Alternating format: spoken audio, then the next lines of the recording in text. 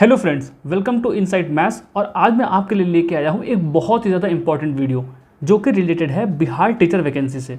Friends, जब से ये वैकेंसी आई है तब से इसमें रोज़ कुछ ना कुछ अपडेट हो रहा है, जिससे कि बच्चों में बहुत ज़्यादा कन्फ्यूजन है कि वो इस फॉर्म को कैसे भरें या फिर इसमें वो एलिजिबल हैं भी या फिर नहीं है। तो दोस्तों, आज की इस वीडियो में मैं उन्हीं कुछ डाउट को यहाँ पर बताने वाला हूँ।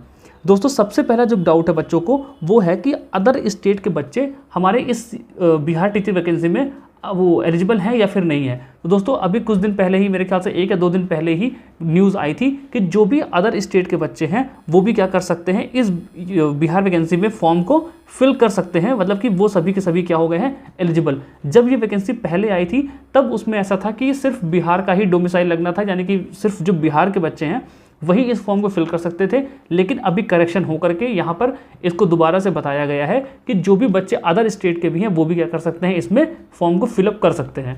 फिर दोस्तों, हमारा सेकंड जो डाउट है वो है बीएड अपीयरिंग स्टूडेंट्स को लेकर के, कि क्या जो बच्चे अभी बीएड में अपीयर कर रहे हैं वो इस फॉर्म को फिल कर सकते हैं या फिर नहीं कर सकते। तो देखिए, बीएड के वो बच्चे जो कि अभी अगर उनके में ईयर वाला सिस्टम है, तो अगर लास्ट ईयर में है तो वो फॉर्म को फिल कर सकते हैं, या फिर अगर सेमेस्टर वाला सिस्टम है तो जो 4th सेमेस्टर में होंगे वो सभी के सभी क्या कर सकते हैं, फॉर्म को फिल कर सकते हैं। इसका मतलब क्या है कि वो बच्चे जो बीएड अपीयरिंग में हैं वो सभी के सभी फॉर्म को फिल कर सकते हैं। बस यहाँ पर कंडीशन ये है कि उनका रिजल्ट जो है वो 31 अगस्त से पहले आ जाना चाहिए। खैर, जब फॉर्म आप फिल कर रहे होंगे उस समय पर आपसे मांगेगा कि आप अपीयरिंग में है या फिर नहीं है, तो उसके हिसाब से अपनी डिटेल को फिल करके फॉर्म को भर सकते हैं। और जब बाद में आपको डॉक्यूमेंट वेरिफिकेशन होगा तब आप वहाँ पर अपने जो भी डॉक्यूमेंट्स है कि आपकी मार्कशीट है या फिर जो भी है वो आप वहाँ पर दिखा देंगे, तो कोई प्रॉब्लम नहीं आने वाली है।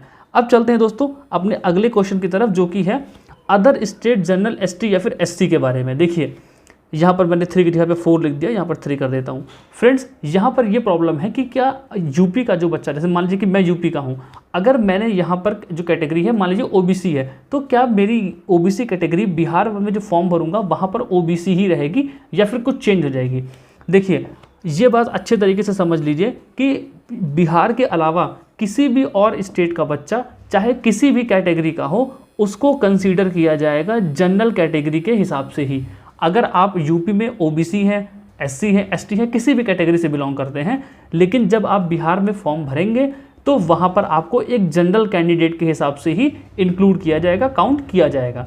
ठीक है, वहाँ पर आपकी किसी भी तरह की कोई कैटेगरी काम नहीं आने वाली है। आपको एक जनरल कैंडिडेट के हिसाब से फॉर्म भरना है और उसी के हिसाब से आपकी जो मेरिट लिस्ट वगैरह बनेगी वो सब कुछ उसी के अकॉर्डिंग होगा। तो दोस्तों, इसके बाद जो हमारा 4th क्वेश्चन है वो है सीटेड अपीयरिंग स्टूडेंट्स को लेकर के, कि क्या सीटेड में जो अभी बच्चे अपीयर कर रहे हैं, जो कि जुलाई 2023 में जो बच्चे अभी एग्ज़ाम देंगे, क्या वो बिहार का एग्ज़ाम वो फॉर्म फिल कर सकते हैं या फिर नहीं कर सकते। तो दोस्तों, जितने भी बच्चे जो अभी जुलाई 23 वाला एग्ज़ाम देने वाले हैं वो सभी के सभी बिहार वाला फॉर्म भर सकते हैं, उनको कोई भी दिक्कत नहीं आने वाली है। ठीक है, बस ये ध्यान रखिएगा कि आप कैसे भी करके 90 मार्क्स से ऊपर ही स्कोर करें। अगर आपने इस 90 मार्क्स से नीचे स्कोर किया तो आप एग्ज़ाम वहाँ पे क्लियर भी कर ले तब भी आपको फ़ायदा नहीं होने वाला है, क्योंकि वहाँ पर ये साफ साफ लिखा है कि जो सीटेड अपीयरिंग है वो भर सकता है, लेकिन उसके मार्क्स क्या होने चाहिए, 90 से ऊपर होने चाहिए।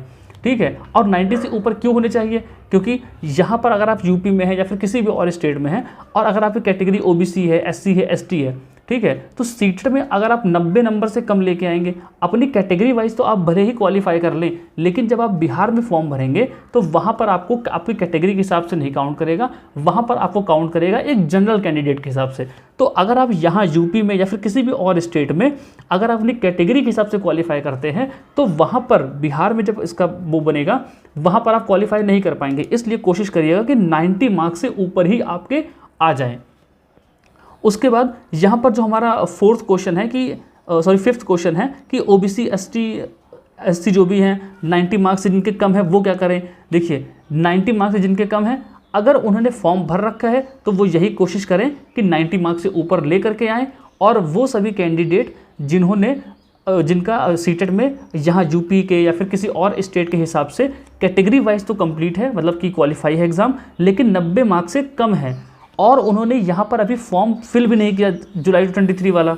ठीक है, जिनका 2023 में जिन्होंने फॉर्म फिल नहीं किया और जिनके 90 मार्क्स से कम हैं, ठीक है, जनरल कैटेगरी के हिसाब से बता रहा हूँ, ठीक है, तो उन लोगों को बिहार में कोई मौका नहीं मिलने वाला है। ठीक है, क्यों नहीं मिलने वाला? क्योंकि वो अपनी स्टेट की कैटेगरी के हिसाब से तो क्वालिफाई कर रहे हैं, लेकिन जब उनको बिहार में काउंट किया जाएगा तो वहाँ पर जनरल कैटेगरी के हिसाब से काउंट किया जाएगा। ठीक, अब उन्होंने फॉर्म भरा नहीं है तो वो अपीयरिंग वाला फॉर्म भर नहीं सकते, और उनके 90 मार्क्स से कम है पहले से ही, तो वो उसमें भी एलिजिबल नहीं हो पाएंगे। इसलिए ऐसे कैंडिडेट जिन्होंने जुलाई 23 वाला एग्जाम सीटेट का नहीं दे रखा है, मतलब कि फॉर्म नहीं फिल कर रखा है, और जिनके 90 मार्क्स से कम है पहले कैटेगरी वाइज या फिर जनरल कैटेगरी के हिसाब से, वो लोग इस बिहार वाली भर्ती में एलिजिबल नहीं हो सकते। उसके बाद पूछा है यहाँ पर हमारा जो लास्ट क्वेश्चन है वो है एस्टेट इज़ कंपलसरी फॉर, ठीक है, कि उसमें लिखा हुआ था कि क्या एस्टेट यानी कि बिहार का टेट सबको क्वालिफाई करना है या फिर नहीं करना है। तो देखिए जो बिहार में वैकेंसी आई है वो 3 तरह से हैं, 1 to 5 है, 9 और 10th वाली है, और कौन सी है 11th और 12th वाली है। तो एस्टेट सिर्फ उन्हीं को चाहिए जो कि अप्लाई कर रहे हैं 9th और 9 से 10th या फिर 11th से 12th के लिए। 1 to 5 वाले के लिए किसी भी तरह से कोई भी एस्टेट की मांग नहीं करी गई है। वहाँ पर अगर आप सिर्फ सीटेड क्वालिफाइड हैं तो भी आपका काम चल जाएगा, आप फॉर्म को अच्छी तरीके से फिल कर सकते हैं और अपनी तैयारी कर सकते हैं। लेकिन जो 9th और 10th में या फिर 11th और 12th में जो फॉर्म भरना चाह रहा है उसको कंपलसरी है कि उसके पास एस्टेट होना चाहिए, यानी कि जो बिहार का जो टेट है वो होना चाहिए। जैसे अगर मान लीजिए मैं यूपी का हूँ तो यूपी में जो यूपी टेट होता है वो इस स्टेट का टेट हो गया, वैसे ही जो बिहार के बच्चे होंगे तो बिहार में जो बिहार का टेट होता है वो क्वालिफाई होना चाहिए आपको 9th और 10th और 11th और 12th का फॉर्म फिलअप करने के लिए। तो दोस्तों मुझे लगता है कि आपकी ये सारी कन्फ्यूजन दूर हो गई होंगी। अगर कोई अपडेट इसमें नया आता है या फिर कुछ भी ऐसे कुछ होता है जिसको जो इंपॉर्टेंट न्यूज़ हो जो मुझे आपको बतानी चाहिए, तो वो आपको इस चैनल पर आराम से मिल जाएगी। तो दोस्तों इस वीडियो को लाइक करिएगा, शेयर करिएगा, कॉमेंट करिएगा और चैनल को सब्सक्राइब जरूर कर लीजिएगा। तो मिलते हैं फ्रेंड्स अपनी अगली वीडियो में, तब तक के लिए बाय बाय।